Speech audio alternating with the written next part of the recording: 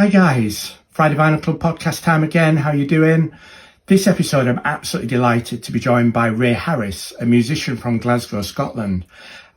Ray is an incredible musician, and we had a wide-ranging conversation around his career, which has stemmed from Glasgow all the way to Asia, playing in front of 26,000 crowds, playing on stage with James Brown, the Average White Band, and Nile Rodgers, to name but a few. Ray joined us on the podcast to talk about that journey, but also to talk about The Doors, and specifically this album, Strange Days. Found it in his dad's record collection when he was a kid. Fascinated by the cover, as you can see, it's quite eclectic, and he's carried this album over the years, fascinated by the sound of The Doors, and in fact had the opportunity to meet a couple of Doors members over his career.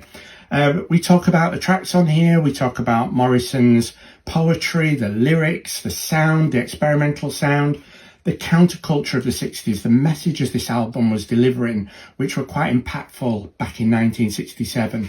And yeah, we do a real good deep dive in here and touch on Ray's memories as to why this album means so much to him.